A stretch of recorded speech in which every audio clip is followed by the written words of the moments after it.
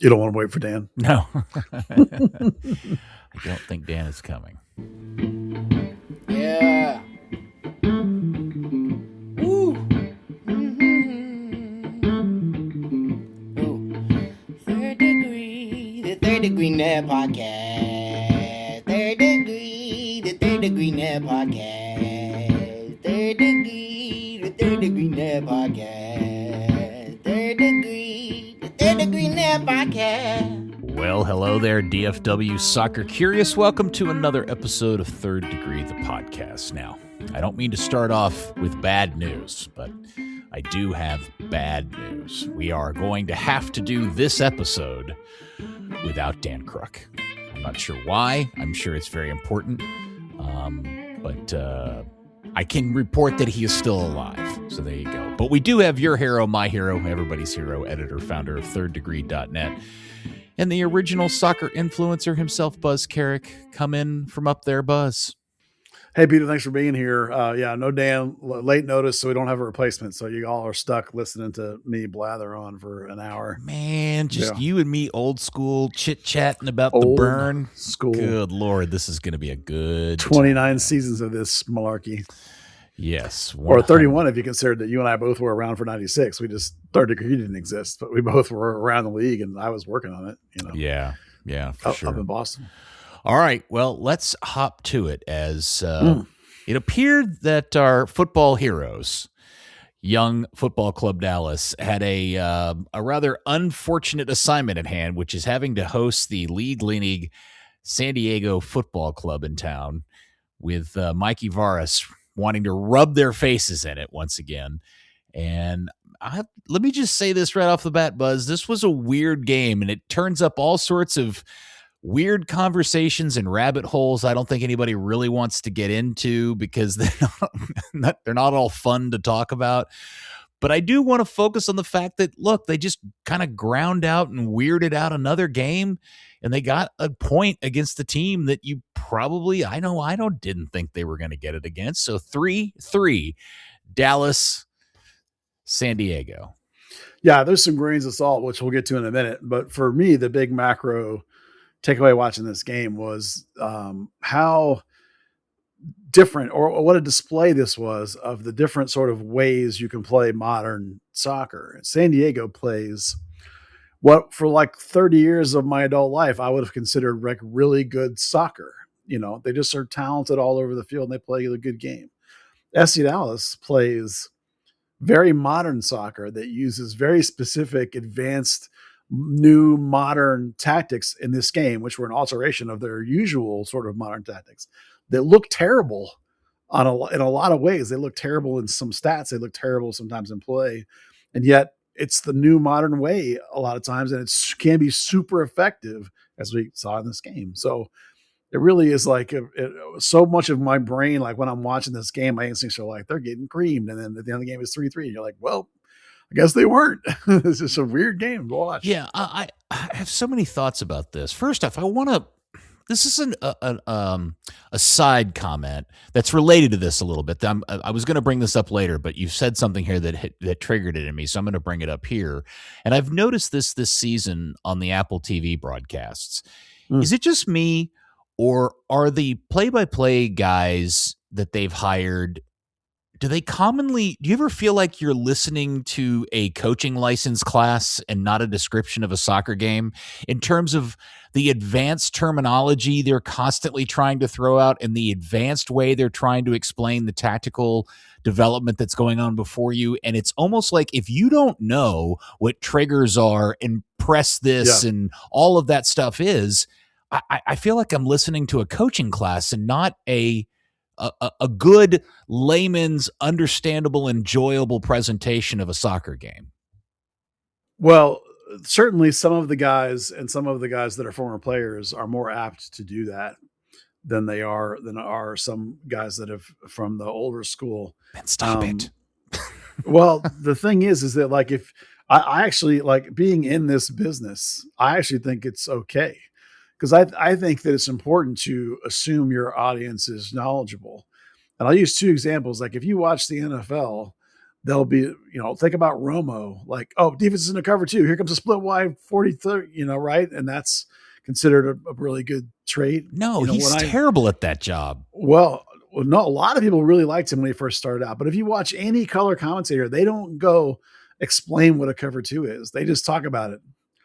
And I remember watching when hockey, when you and I were kids in college, I guess, hockey sort of came back onto ESPN, became like a national thing again. Yeah. And we all started watching hockey in Texas for like the first times in our lives. And I remember sitting there watching like, okay, I have no idea what that rule is. And nobody bothers to sit down and explain it. And I actually really hated the early days of MLS when they would explain rules. And I'm like, you don't need to explain the rules, man. Stop acting like your audience is dumb. I'm not suggesting anybody needs to explain something, Buzz, but I do think a lot of the terminology, Heath Pierce was really guilty of this weekend. Heath is guilty of that. Yeah. I know what a press trigger is, but I, as a person in this business, I have a suspicion that maybe less than 10% of people watching the game understand what it is, much less the concept and the execution of it in the course of a soccer game. It just feels like a very advanced way of doing it. And the reason why I think this is important to what you brought up, which is maybe this is just me, and maybe the game has changed so much. Yeah. That people do know what this stuff is, and they do want to hear the game called in this way. And I'm the one that's got the issue. Well, I made the same tweet. I literally at one point tweeted out like, oh, it looks like the press trigger is on the new center back, the right center back making his first start. Just assuming people will kind of know by now kind of what a press trigger is, particularly if you've been following us. I think we talk about this tactics, and a lot of times we explain them. We write pieces. I write pieces about explaining the basis of tactics and stuff like that. But at some point, I think you have to just sort of assume that your audience gets it and knows what's going on. And I think that's okay. Now, Heath is overly intellectual about it. Heath is a very, very smart guy. Maybe he could bring it down a little bit and be better about talking to the everyman perhaps. But, being a smart man is probably part of who he is, part of his shtick too. So I don't hate it. Yeah, I think it's okay. And I didn't mean to derail us into a television game day broadcast. Sure. Play-by-play discussion, but the reason why I think it's important is exactly what you were talking about, which is two teams playing a very modern style of the game. One appears to be doing it better than the other, and that gets into the whole discussion about all these different tactical things, but just kind of an old-school eyeball guy. The difference to me between Dallas and San Diego is that San Diego is just far more consistent in some of the simple stuff like passing out of the midfield. Yeah, they're better at soccer. That's what it was. But, soccer doesn't win games. I know that's weird to say that, but that's not what wins games. Not anymore. Look, they had 60% possession and they had over 700 passes. They were on 750, I think. Dallas had 39% possession and only had 400 passes. Okay, they had twice as much of the ball, twice as much activity San Diego did. And they were better. In normal sense, they were better at almost every phase of the game, except for the one that matters, which is scoring. And this is why the young guys like Armand get so fired up about things like XG, because Dallas had double their XG and double their shots and shots on target without having any of the ball.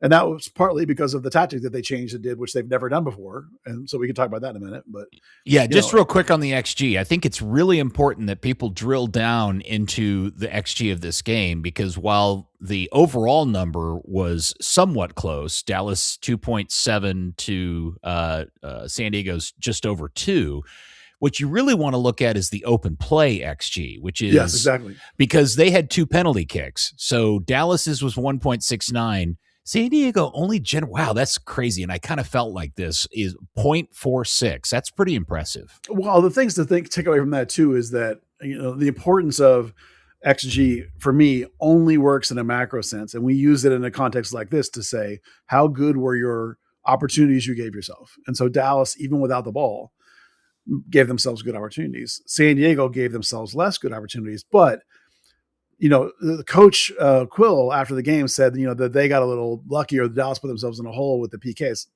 PKs happen because the other team's in an dangerous attacking position. And so your guy fouls or makes a mistake.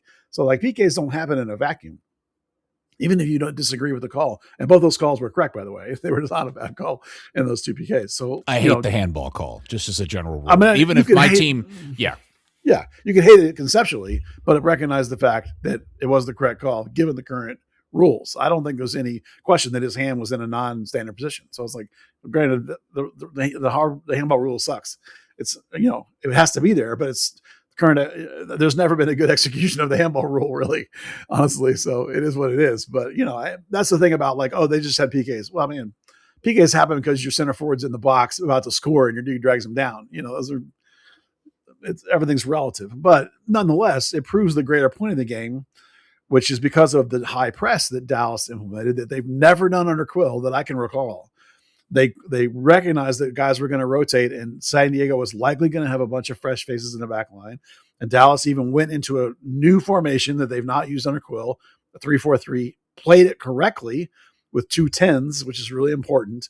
Put a guy in there who's not a 10, but is a good defender, and Energizer Bunny, the rabbit running around, Kacik, and Valiente has some really nice qualities in that same area. And they just pressed the tar out of San Diego. And then, like, if San Diego got past them, they would then drop into their low block, which they're used to doing, that back 7 that we see all the time, or 8 that we see all the time. But that press was fantastic. And like most of their good chances came off that press. There was only one really good attacking play that happened to be a goal that came from across midfield. And it was still like a turnover that could turn into a transition. And they went up the left, the one Bernie dribbled in from like halfway midfield. But just a phenomenal tactical adjustment by Quill to play a way that San Diego wasn't expecting. They're probably totally focused on Toluca. Clearly they were, both before and after, and maybe didn't put a time into this game that they perhaps should have, because they got caught off guard by that trigger, that press. Just super effective. Really, really great job by Quill on this one coaching. Yeah, and this was really the most remarkable part of the game, and I think we should dig more into this in detail. I want you to really kind of spell out the formation and what he was trying to do, but I want to say this up front before we get into it. They can't do this often. No. And they could probably only do this for a few more weeks before the Texas heat suffocates them to death. I don't know if you saw at the end of the game, but Johansson collapsed to the ground. I did see it, yeah. And I thought to myself, that's not a good sign, because it's not a hot night in Frisco. And I know he ran a lot, and I know he played the 90 minutes, but if he's this bad after 90 minutes in early March, I can't imagine what he's going to be like come, August. Yeah. Well, in particular, there's a really heavy workload in this version of the high press because it was still a back 3. 5, you still had wing backs, right? And so asking wing backs to get up and down and be involved in a press is ridiculous. Now, most of the time, because it was this 3-4-3, which is just a variation of what they've been doing, this 5-3-2. I know that's a very different set of numbers, but the 2 wing backs are still there. The 3 across the back are still there. You still have a double pivot. Now, what they've been normally doing is this 3 across, but in this game, it was just 2 in the midfield. In the midfield, the 2 holding mids were Ramiro and Kappas, and then up in front of them, underneath, they benched Farrington, and Musa was the high 9, and then underneath him were 2 10s, Joaquin Valiente on the right and Kacik on the left, and those 2 guys spent most of their energy jumping on the backs, in particular, they looked like they were pressed. They were triggering the press, which is what a press trigger is. When the ball was being passed to the right center back that was making his first ever league start, there's from Sweden or something. They just got him. Yeah, so that was the press trigger, and they would really work their tails off up there in that shape, and they would, if it got past them, then they would all drop back and they would take up their usual formation. So it's just a variation of the tactic they play normally, the shape they play normally, with this extra 10 in there. The change is the press that they wouldn't do. And the reason you mentioned that you can't do that is because it requires an insane amount of energy, particularly when you're going to do it with wingbacks. And in the Texas heat, you cannot expend that kind of heat and still be able to hold up and play.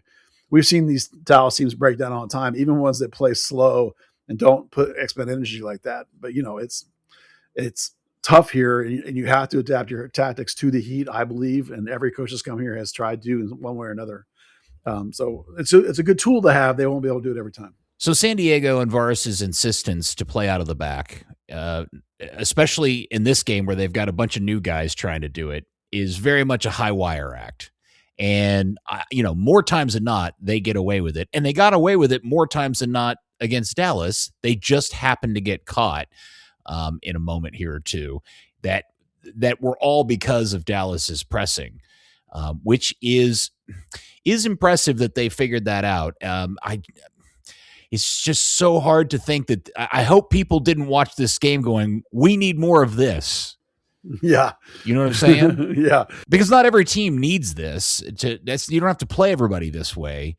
But I'm just worried people are going to go, well, next week when they play whoever, Houston or whoever it is, they're not going to get this same thing, and they're going to wonder why they're not trying as hard or something like that. Well, it's a tool to have in your pocket that you don't want to do it all the time, not here in Texas.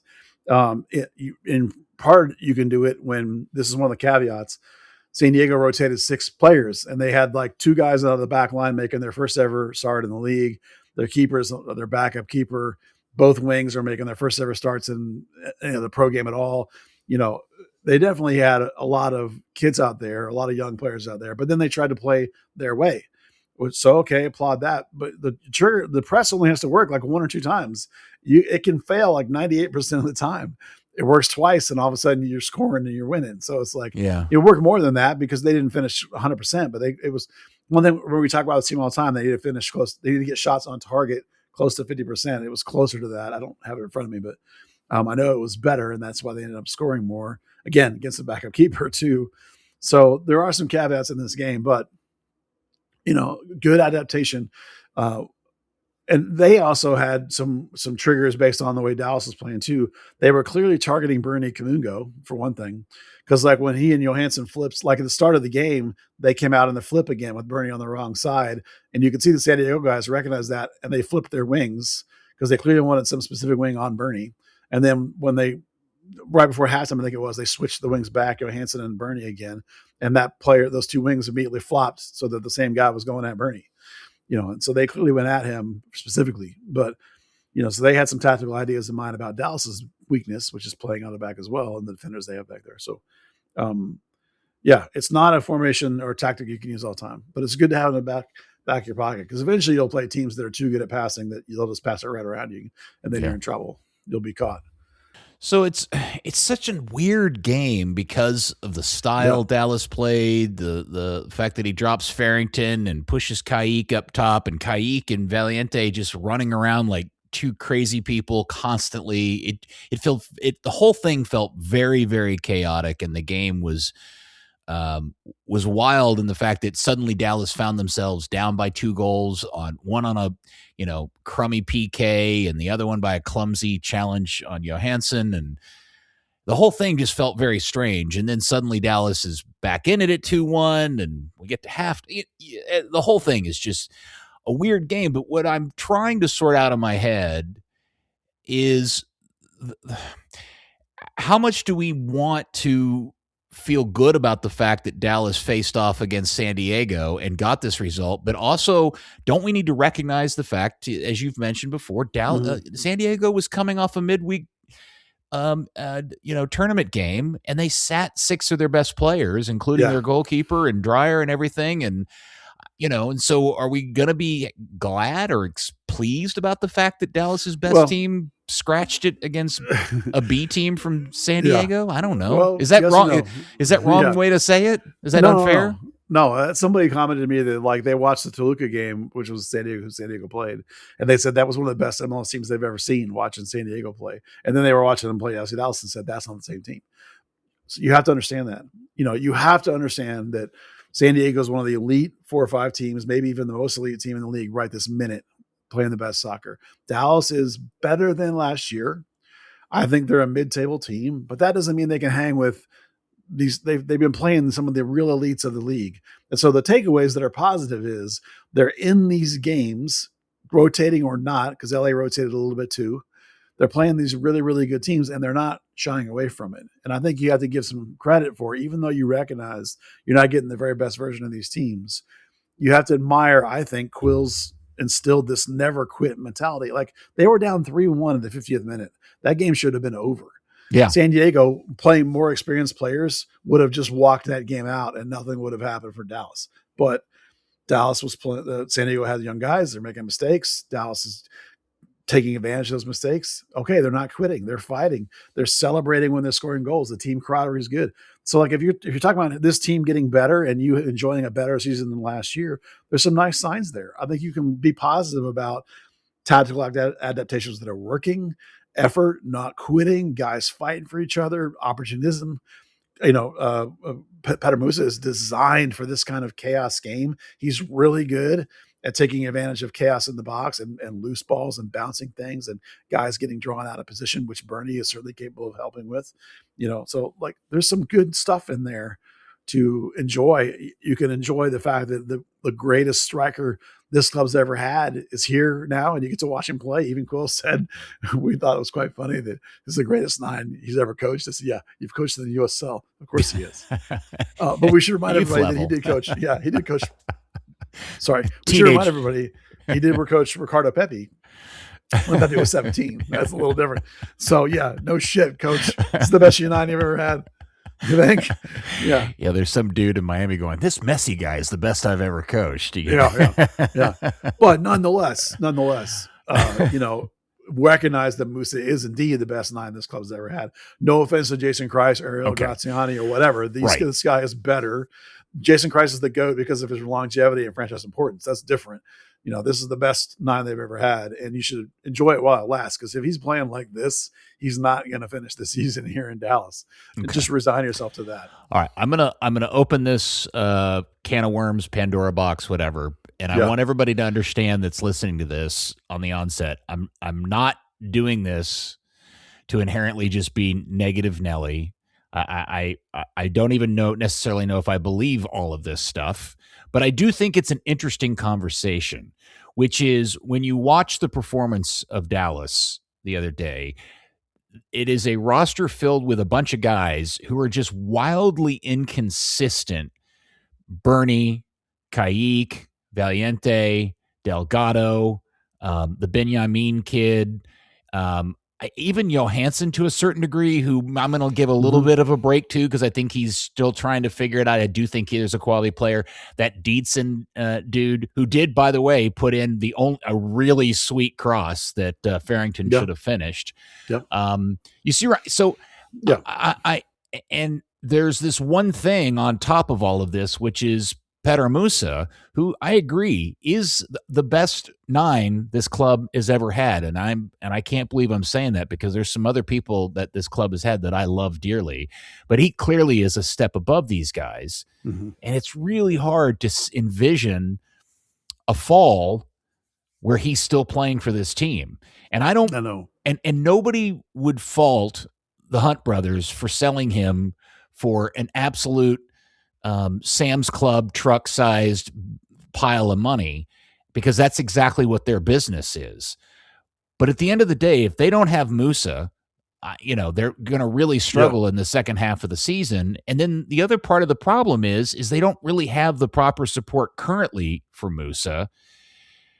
You see where I'm going with all this? Yeah. Okay. I feel like we talk about this a lot in little bits and pieces, but I think this game in particular was really not alarming, but spotlights this conversation in terms of what is it the Hunt brothers are trying to do with this team, and is it simply just be a selling club that buys and then grows and sells players? And that's what, if you're going to be a fan of this club, you have to be comfortable with. Yeah, I think that's true. We're looking at a version of this club too, where right now, and we joke about this, it's a bunch of dudes, well, that's the nature of the thing when you have one DP and a bunch of non-DPs. That's relatively speaking, those are the dudes. Now, I think they've upgraded in the dude category. They've made some improvements. Certainly, Iragide is a top-end MLS starter.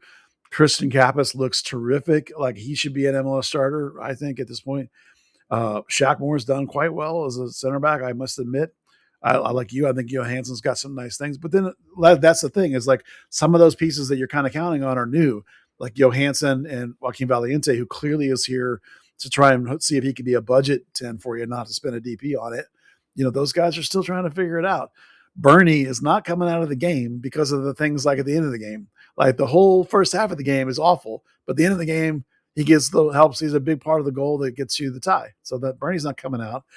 A lot of times the problem is that there are still 3 or 4 pieces in the lineup that are not MLS starter capable or caliber. Really, Ramiro is not. Mentally, he is. Physically, he's not anymore. Bernie is a one-dimensional player. His defense is terrible, right? You have Colodi looks the part, right? He looks legit.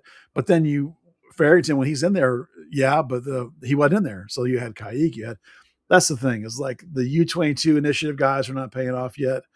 There's not another DPs. That's why Dallas is lacking in terms of this idea that like they're going to be able to compete at the top end. It's not there.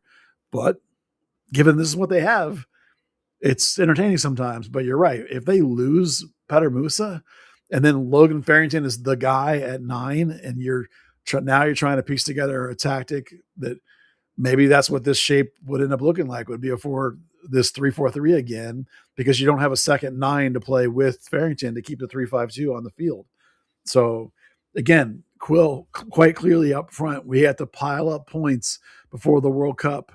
And 90% of that is because of the schedule, but maybe in the back of his mind, this is more than 100%, but 10, 20, 25% of it also is like, holy crap, I'm going to lose Petar Musa after the World Cup.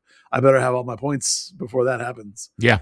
So like, it is what it is, man. We know that right now, ever since the stadium deal was announced, they've not said this. They claim everything's the same, but we see little moves that indicate that the budget is not quite what it was when the stadium is full. Little things on and off the field are indicating the fact there's only one DP. I know you would say that the cap is the cap, the roster spin's the roster spin, but it's not. There are certain people in the front office that have not been replaced, things like that. Quite clearly they're running a little bit of a tighter ship right now. So it is going to be what it is, And if you lose Petar Musa, then you have to try and find 2 DPs in the summer window, and that's going to be really difficult. And I don't think they'll be able to do it. Yeah, we talked about this at the beginning of the season. The great catch-22 is the more Petar Musa is successful in banging goals to help them collect points before the World Cup, the more likely he's going to make the Croatian national team and end up getting sold. I mean, that's just the reality of this weird situation. Leading into the rest of the season. Now, let me also say this. History tells us that the Hunts have been pretty good. Clark Hunt has been very good about, hey, look, we just made a bunch of money that just came in the door. Let's find a way to spend it. I mean, that's how a lot of they're putting $200 million in the stadium. So yes, but I'm talking about on the field. Yeah. Like, we've sold a player, we've made some money. Let's go out and spend this money on other players. I mean, and that's how their business works. The problem in this scenario is it's going to be difficult for them to find somebody to replace him for this season. But is this a season you really think you're going to be a contender? Then you've got that weird little mini season next season. I don't want to get too far ahead of ourselves. But again, this game in particular was a really weird kind of microcosm of this larger question that I think myself, you, Dan, and other people that are fans of this club have just been kind of wondering, which is, what is the plan? Because that part of this is I can't figure out what that is. Yeah, well, you can't begrudge them if they spend 10, 13 mil for Musa, depending on what metrics he hits. If they can sell him for 20 to 25 and double their money, 100%, and that pays for the loss of revenue for 3 seasons of this reservation, right? Done. Our books are even for this 3 seasons. But I'm going to give them credit and say that they wouldn't even measure that against lost revenue. I think they will just say, okay, now we've got an additional $15 million. Let's go spend it. Or whatever the number is, let's go spend it on more players. Yeah, keep in mind they got their money back for Lucio Acosta too, and they've spent some of it on these younger guys, but not in terms of salaries. Not anybody that requires like a crazy high DP level by any stretch. And then you're right, there'd be this half season, but the other weird thing is that like you could look at this summer coming up as the beginning of your rotation to a new calendar if you're FC Dallas, because you can think of the back end of this season and the little mini season at 2027 as a season combined together. Contractually speaking, you can think of it that way. Right. So you could go to a guy and go, now I can do a 3-year deal. The back end of 26, first half of 27 is year 1, season 1, as I put air quotes around that. So they can sort of change their thinking already. And you can see that in some of the deals they have that have been announced where their back ends run to these with sort of an extra half on it so that they convert to the new sort of calendar that's coming. So it's an interesting question. My instinct is that they'll continue to see what's going on with Valiente and do they like him at that point? hopefully by then they can make a judgment like he can be our 10. You have Petar, you'll have Logan Farrington. Can he be our 9 by himself? If Quill maybe eventually wants to go to a 4-3-3, his formation he prefers. We've got a bunch of wings in our team. They'll think to themselves, these Deedsons, these Sarvers, these guys they've bought, Bernie, really, we've got lots of wings. Our roster really is built to play that way. And then they'll be able to say, we got a couple of DPs. Where are our biggest spots? Maybe it's a gigantic world-beating 6. Maybe it's that other center back, so I can go with Urgide and a center back. They'll have a really blank slate if they sell Musa to say, what do we have that's working and what do we have that's not working, and what holes can we plug in? So that does not bode well, as you say, Peter, for like your chance to compete and win this season. But again, I think the minimum will still be the same. It's like this roster should be good enough and this coach is good enough to make the playoffs. Probably, it ain't gonna compete. They love all this talk about championships, but I'm like, oh, come on, man. I was watching this video they just put up. It's a really excellent video.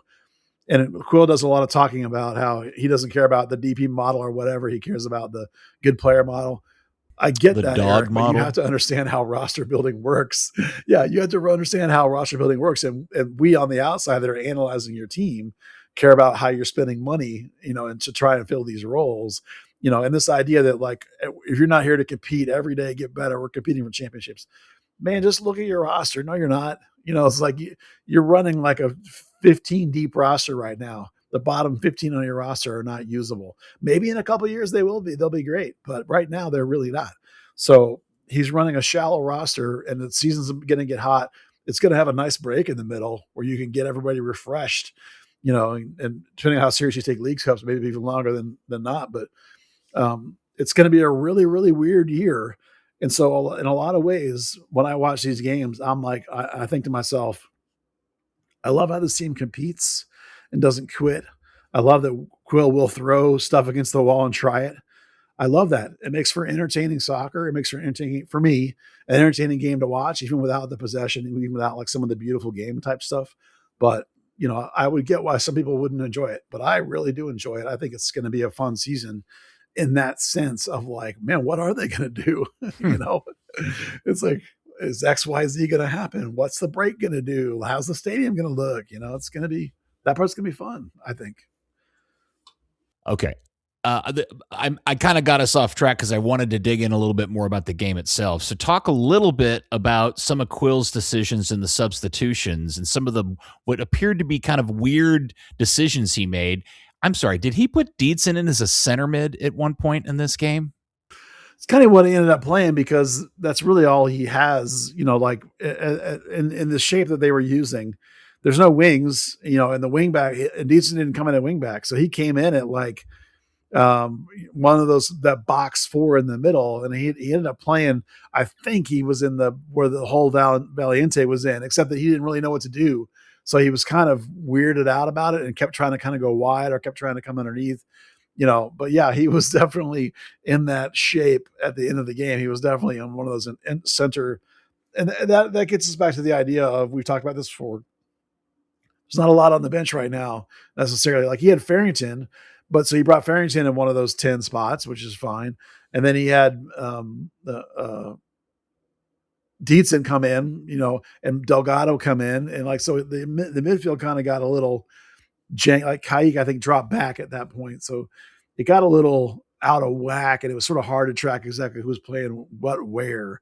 But it's like, who else did you have? Like Caleb Swan was on the bench, who's 18, a player I really like, but like, man, that would have been a tough assignment. Like I get why he put Deedson in. Like that's a guy at least that's been in your training all the time and not playing for North Texas, by the way, side note, telling that Caleb Swan has been starting over Diego Garcia and got this chance on the bench over Diego Garcia. That's a turn of affairs, certainly, if you're into the progression of younger players.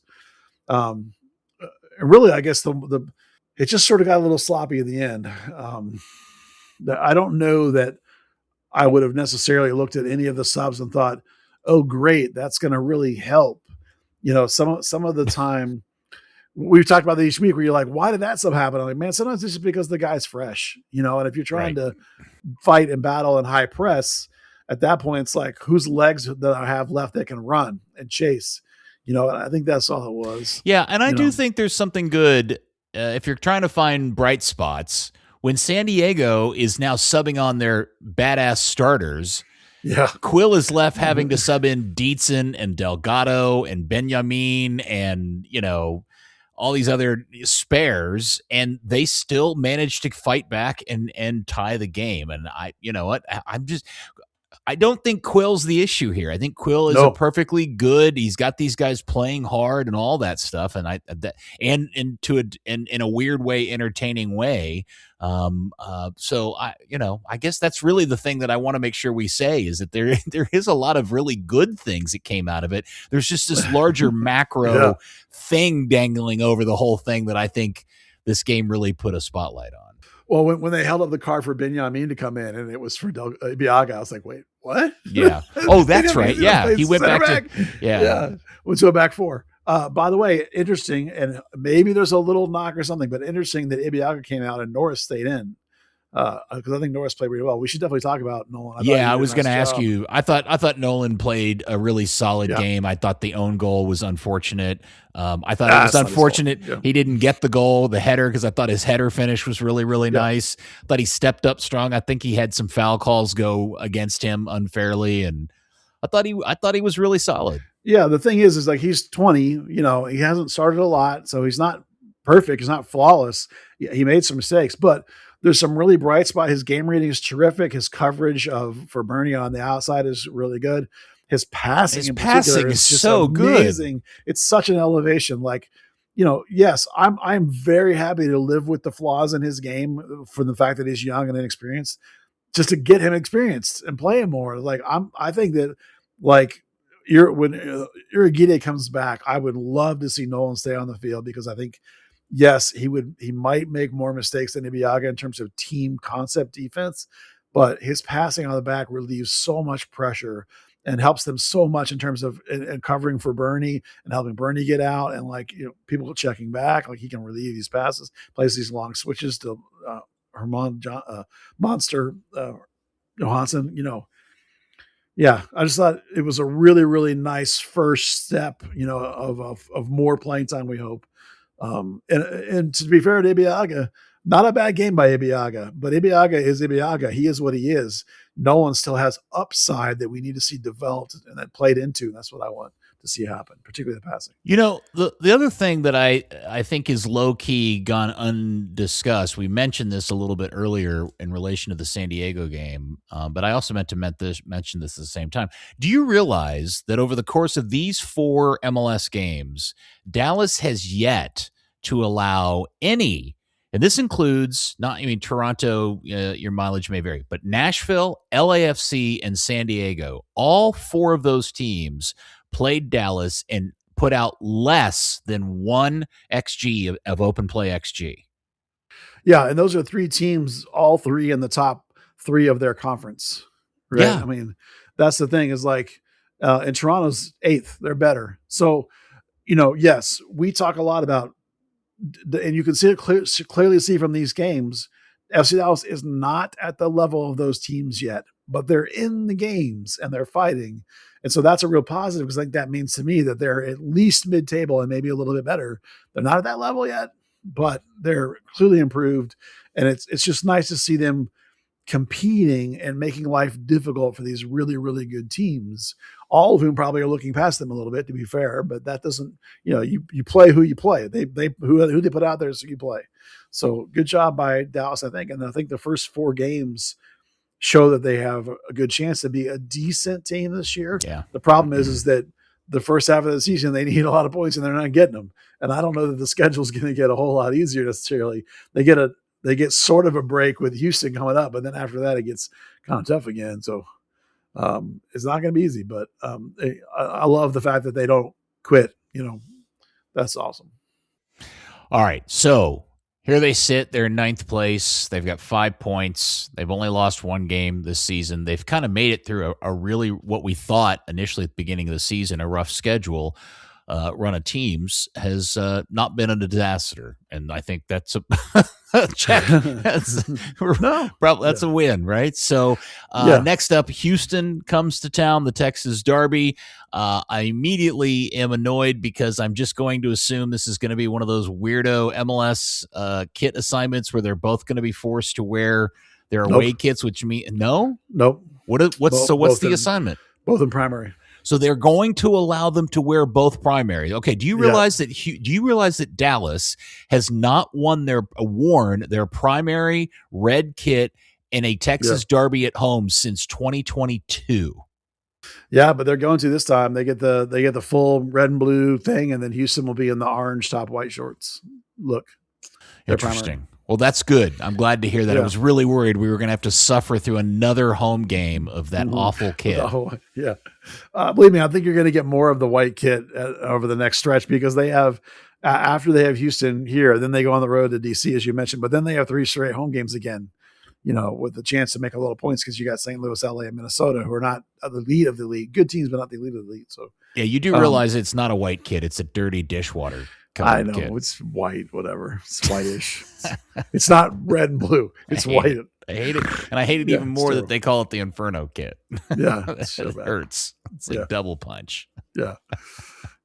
So, what do you think we're looking towards in the game against Houston, who, by the way, is a little bit ahead of them in the standings? Just barely. Houston is a very low possession team too. They're they almost have the exact same possession percentage as FC Dallas. So that'll be an immovable object meeting an irresistible force of who doesn't want the ball more in that one in particular. But both teams have a 0 goal differential. FC Dallas has this one's for Armand. FC Dallas has twice the XG of Houston, so they get better scoring opportunities, but have not scored more. That's important, right? Houston has beaten Chicago and Portland, but they lost to LAFC. This game in Dallas is their first road game. They've had all 3 games at home. So tougher assignment for them to come to Dallas. But their 2 DPs they have are producing Mateus Bogus. I think it's maybe how you say that. And Boogers. And Gilles Hermé they both had a goal and assist last game. So their two DPs are kind of getting in their groove and fitting in. Jack McGlynn is obviously a nice player too. So, they're similar to FC Dallas in some ways. They've turned over a lot of their team, but a lot of the way they play is kind of the same. So, a team that doesn't necessarily want to possess the ball. So it'll be interesting to see what the tactic is and which team wants to try and maybe build out of the back. The thing is like we've watched Quill's teams. They do kind of want to build from the back, but not ticky-tacky. They want to go vertically, but they don't want to just boot it, right? So they may try and play a little bit. We'll see how that goes. I don't know that Houston's back line is necessarily great on the ball, but I don't know that pressing them is the idea either because they don't want the ball a lot. So you might just be happy to let you have the ball and then attack them quickly when you get it, which could be a lot. So it's kind of a weird game in that sense, but we hopefully be good. Is Hector Herrera not a DP for them? No, he came back as a non-DP. Oh, wow. I'm pretty sure. Cut him sure that's the case. Sweet deal. Yeah. Okay. Yeah, they figured out how to get him. I mean, he's 1,000 years old, so I'm sure it was a question of. Is he as old as Annabelle as Godoy is? He's 30. Godoy, yeah. Godoy is 39 years old. He's almost as old as you are, Buzz. Well, no, he's not. It's not even close. So anyway, so in terms of Dallas, I mean, obviously Moose is in there. I think if you're Quill, I think you go back to Farrington and Musa because I don't think you want to high press Houston because they probably would be happy to just boot it a bunch. So that's my guess. We'll see. But and then you sort of end up with your same Ramiro, Kappas, and Valiente in midfield because they're trying to make Valiente a starter. They're playing him a bunch. Kacik won't be in there, I don't think. Bernie's not coming out of the lineup, man. I'm telling you. So the only question is how healthy is Oz Urgide?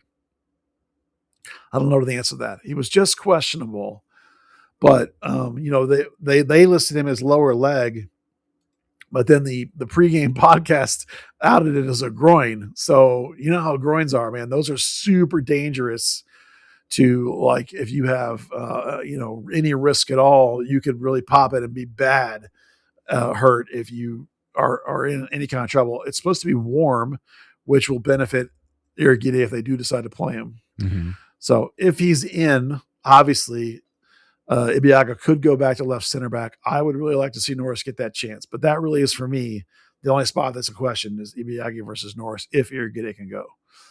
So, and I don't have an answer to that question. And he was just questionable, so you'd think he would be back in. But there have been times where Dallas has listed a guy as questionable, Anderson Julio specifically, and then the next week he was out, and he was out for like a month and a half. It's just because they're kind of disguising how bad the injury is initially.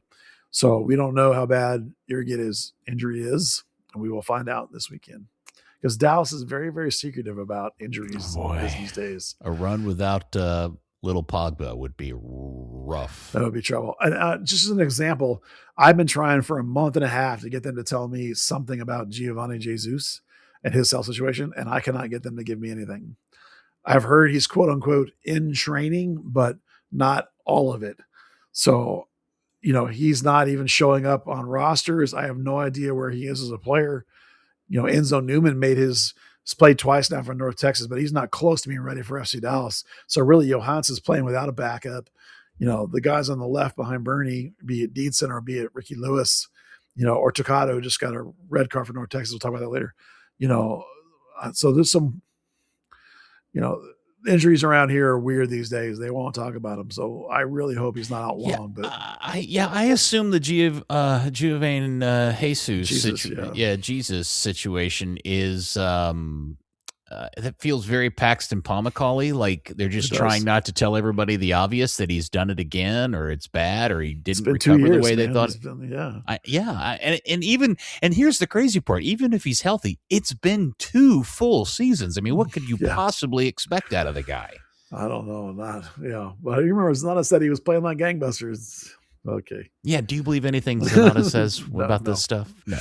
And I don't expect Zanata to be honest about stuff. I'm not criticizing him if he is fudging or whatever. He's got to do what he feels like he's got to do. It's just, I don't believe anything out of that guy's mouth.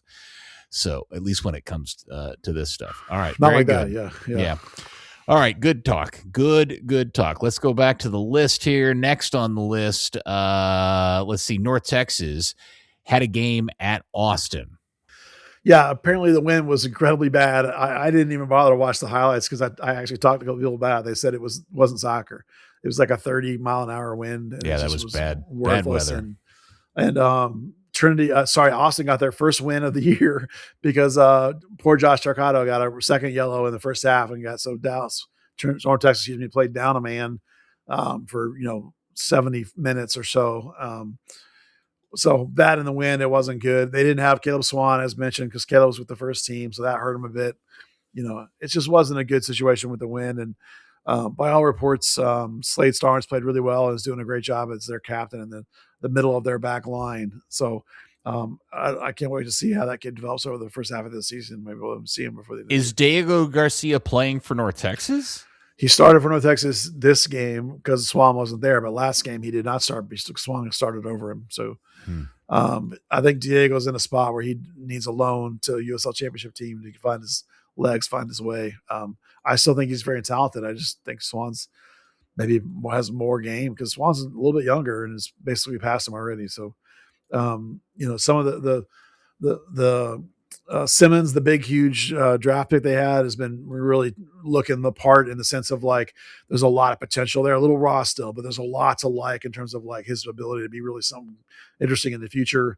Hattie James has been very vertical, also young though. So a guy who is an international, so that's tough, but maybe one for the future. Like if they're selling a striker and all of a sudden they don't need to have an open spot, maybe something can happen with him. But basically, it was a trash game, so I didn't even go back and watch it. I heard it was so bad. Okay. Pegasus had a game and has signed a new player. They did. They signed, what is her name? Sydney Cheesman. Cheesman? Well, you have Cheesman on here. There's no E in there, my man. It says you have CHEESMAN. Yeah. There's no. Oh, you pronounce that chess. Okay. It's not SEMAN. It's just SMAN. So I think it's Chessman. But granted, I didn't look it up because I thought it was obvious it was Chessman. Tomato. Well, wouldn't that be CHESSMAN? I don't know. Maybe it's cheese. That'll be fun if it's cheese. Everyone wearing cheese heads. We'll find out. Sydney. We'll call her Sydney. What a lovely young lady. Apologies to Miss Sydney. She played at LSU and UNC. She's a center back who apparently likes to get forward and manages to get goals and assists. So can she play for Dallas? Yeah. She was in U23 camp with Lexi Missimo a couple weeks ago. So a player of some talent. The question will be, how quickly will she be ready to start? Because I think the goal is to get Amber Wisner back into midfield. So that'll be a real progression step if they can do that, really help their team, because she's a really good player, obviously, too. And then if they can solidify the back line a little bit with Cheesman, that'll be good. Anyway, they played DC Power. Sydney C. And Bethany Bos, their new 9, plays. I was surprised to see this watching the game. She plays as a false 9. She plays like Jesus Ferreira, like running all over the place. I was thinking she'd be like a regular, like main channel 9, but nope, she plays like a false 9, which I don't like, but whatever. Who has more hair these days, Bethany Bos or Jesus Ferreira? Have you seen? Oh, Bethany Bos for sure. She's got a lot of hair. Have you seen how much hair Jesus has these days? Yeah, no, she's a down to the butt, long hair. Oh, okay. So right. She's got more hair than Jesus. Okay. And Tyler McCamey and Ned, their new keeper this year, she had 5 saves. That's like a third of her saves on the whole year happened in one game. Wow. She had a really good game, and they end up getting a point on the road. And so now they have 4 in a row at home. So get out and see Trinity.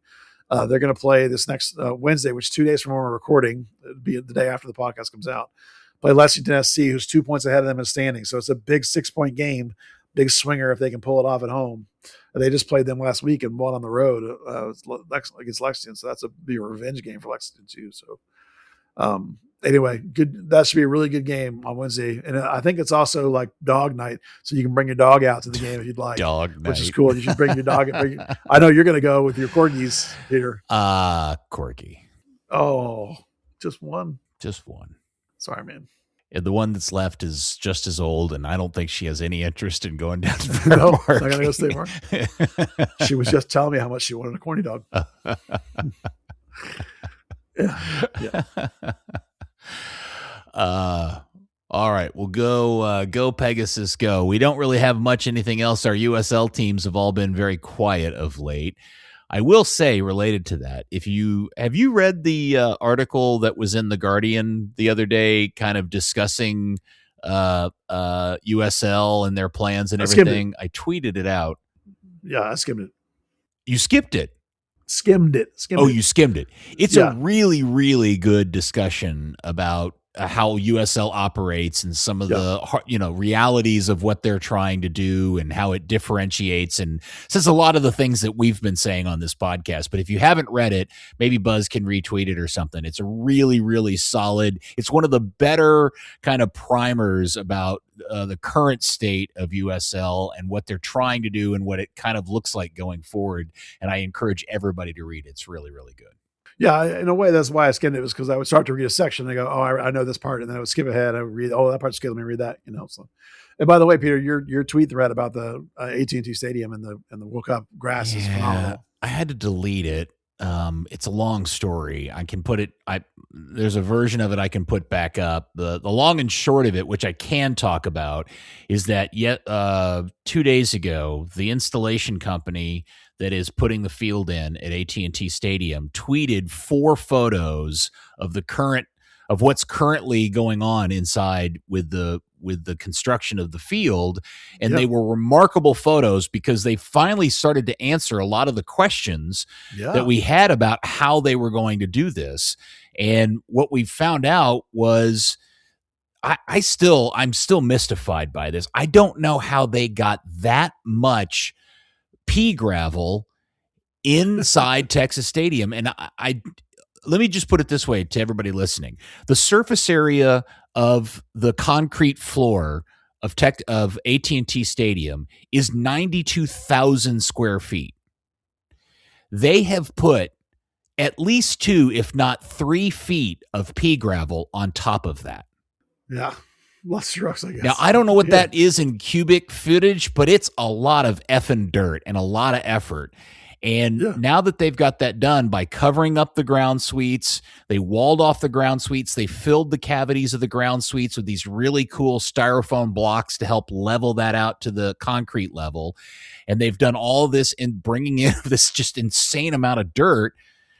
And you really begin to understand how tall this new surface of the floor is, because if you go back and look at any footage or pictures of how Cowboy players walk in from the player tunnel onto the field, that's a flat surface from indoors to out. There is no step, there is no ramp.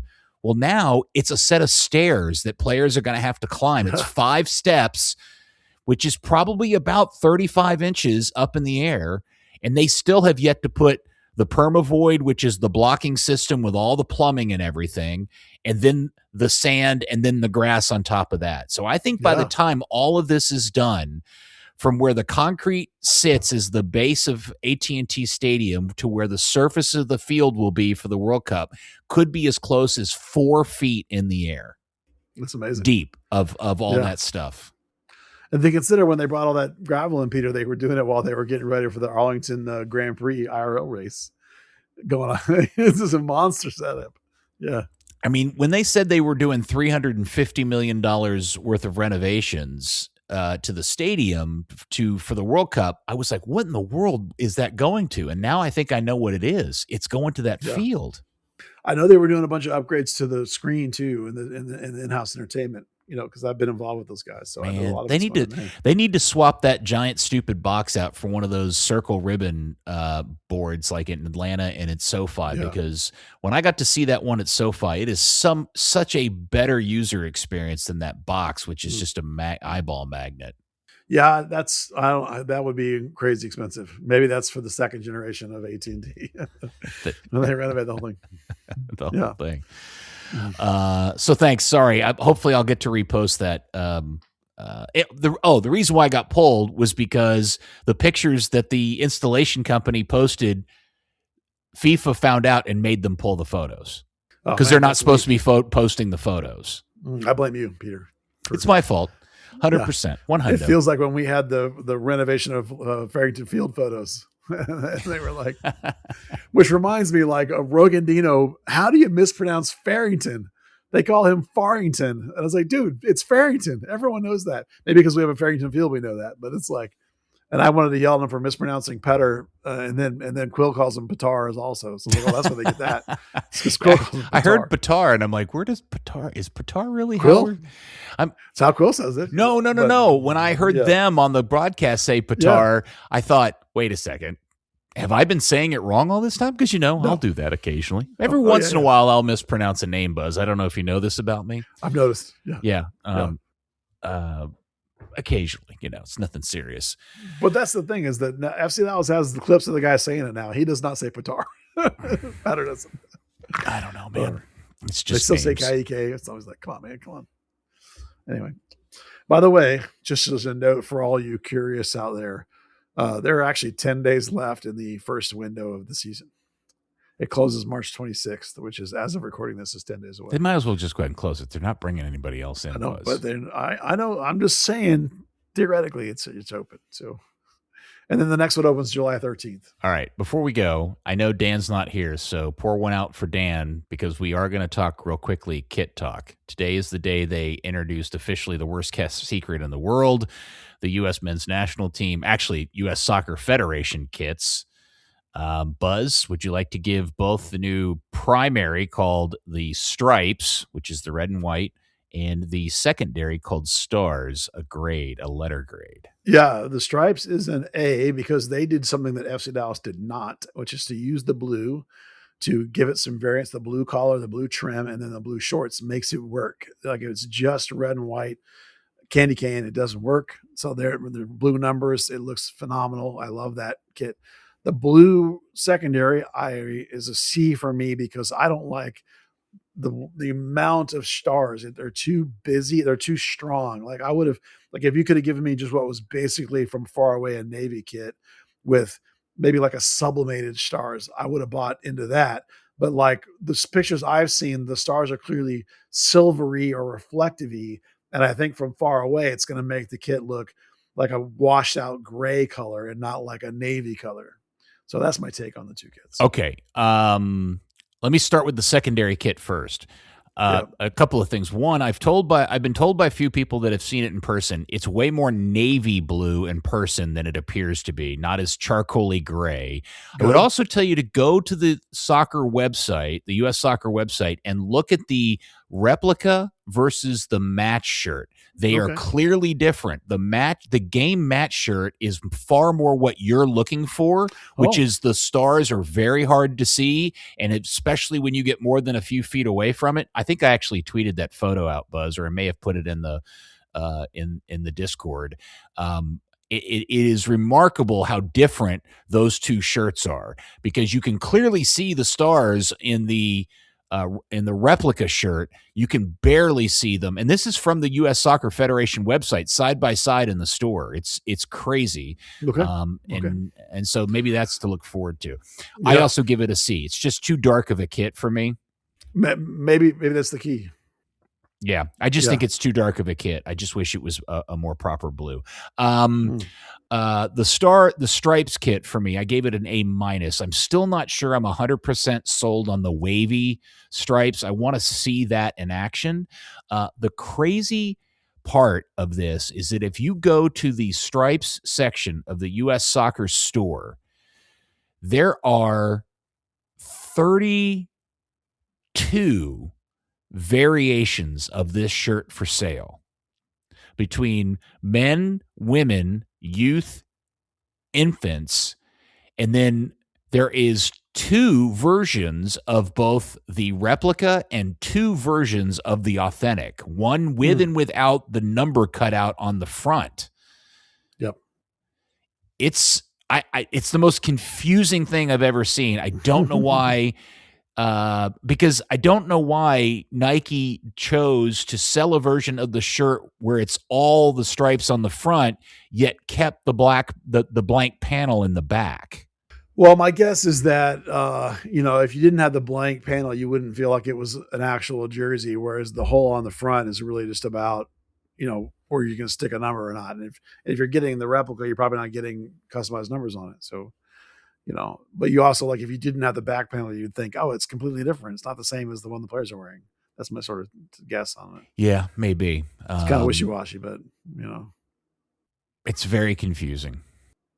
I like the one with the hole for the number. To me, I like that one way better. And like, if I'm going to get one, I'm going to wait for the customization where I can get a name and a number that I want on it and not one of their predetermined numbers. Now, I agree. Buzz, the one thing that came out of this morning that I thought you would enjoy the most, and I don't know if you saw this, but in Henry Bushnell's article about how these kits came to be, which is a really fascinating story about how the players all hated the 22 kits and complained vociferously. Like, the whole story about them almost boycotting the photo shoot of the 22 kits was really kind of interesting, which led Nike to getting everybody together in 24 to show off designs to them. And the thing that came out of this, Buzz, that you will love, because you in particular have been harping on this for a generation or generations, is Tyler Adams specifically making a comment about how they were annoyed by the fact that every time there's a new kit, it's so different from the one before, and they wanted Nike to get around to just doing one thing and being consistent. And they all agreed that that's what they were going to do. So maybe, fingers crossed, striped, red and white striped home primary jersey is here to stay for some time being. Well, that would be fantastic, because, that consistency of branding is something I've harped on for a long time. And I've complained about that with FC Dallas. I've also complained about it with the U.S. national teams, both of them. And the Waldo kit, as we call it, the first time they did that was really not the first time. Obviously, 94 was the first time. But when they brought that back with the Waldo kit, as we call it, it was really successful. People really like it. It gets voted one of the best kits all the time. And mainly it's because, as I talked about, they use the third color that Dallas had failed to use. It was why Dallas wasn't good. So I would love to see that happen, where that red and white stripe is our main kit primary all the time, and the dark navy or bluish and dark navy, whatever variation you like of that, is the other kit. So I think that's a really great idea. Yes. Now, I will throw out a couple of side notes about this design. That there's a downside to having a red and white striped primary kit. Yeah. Which is it suddenly now runs into problems with FIFA's historically pretty strict adherence to trying to keep things very contrasting in their matchups. And in Group D, for example, Paraguay's not a problem. While they have a red and white striped kit, their secondary kit is blue traditionally, and Dallas. The United States is the home game in that first game. Australia is not going to be a problem. The third game, though, United States is listed as the away team, even though they're playing in the States, and they're playing, I'm going to guess the team that's going to come out and qualify for Group D is going to be Turkey. Turkey's kit is an all-red kit primary and an all-white secondary kit. So if the U.S. ends up having to play Turkey, I'm going to guess the Federation is going to be forced to get them to wear both. Like Turkey will wear all white, and the United States will have to wear this charcoal thing. So you don't think the all red for Turkey could go up against the all charcoal? It would be two real darks. I think no. And here's the other crazy part of the story is that that's not the only time this could happen. This is the same problem the U.S. will face if they get paired in the knockout stage against Canada, Poland, Morocco, Egypt, England, and Spain. They all are kits. Yeah. All of those national teams have a red primary and a white secondary in the tournament this year. Well, that's obviously is an issue for FIFA. I mean, I think it's okay if the U.S. has to wear their charcoal/navy, top to bottom sometimes, versus a red team. I would, that's fine. I would love that too, but that would fly in the face of what we've seen out of FIFA over the last few World Cup tournaments. Well, what would be the alternative? Would be that red and white stripe with a white short, I guess. I mean, that would make you kind of all white, but that's not better. No, I think in against a lot of these teams, it's going to force. So England's not a problem because England's primary is a white, so you can wear your. Yeah. But in the case of Turkey, I think what's going to happen, Turkey is going to be forced to wear their secondary, despite being the home team, and the United States will have to wear their secondary as the away team. That doesn't bother me. Like, I think if you pick your kits and then let FIFA worry about it. You know what I mean?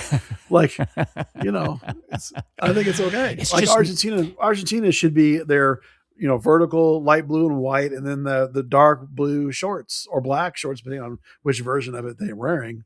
When they force Argentina to wear white shorts, I think that's dumb, but they do it. It's like, so the same thing would happen with the U.S. There's going to be a version that's going to be like a kind of all white with the red and white hoop. There's going to be a version that's a mix match.